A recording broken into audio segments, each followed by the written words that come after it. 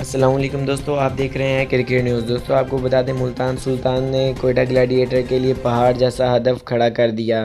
ملتان سلطان نے کوئٹہ گلیڈیٹر کے خلاف تاریخ رقم کر دی۔ ملتان سلطان نے 20 اوورز میں سب سے زیادہ رنز بنا کر تاریخی ریکارڈ اپنے نام کر لیا ہے۔ اس سے پہلے یہ ریکارڈ انڈیا کی IPL ٹیم کے پاس تھا۔ انہوں نے 257 رن سکور کیے تھے، لیکن ملتان سلطان نے 264 رن سکور کر کے یہ ریکارڈ اپنے نام کیا ہے۔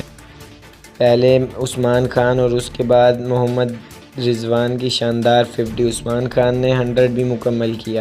انڈین کرکٹر وکرانت گپتا بھی چپ نہ رہ سکے۔ ان کا کہنا تھا کہ PSL IPL سے بڑی لیگ بن چکا ہے۔ PSL کے ہر میچ میں 240-250 کے قریب ٹارگٹ جاتا ہے، لیکن IPL کے کسی میچ میں ہی 250 کے لگ بھگ کوئی ٹارگٹ جاتا ہے۔ محمد رضوان اور عثمان خان کے بعد کیرن پولارڈ نے بھی شاندار اننگز کھیلی اور ٹم ڈیوڈ نے 22 بالوں میں 50 کیے۔ دوستو ویڈیو کو لازمی لائک کر دیں، چینل کو بھی لازمی سبسکرائب کر دیں۔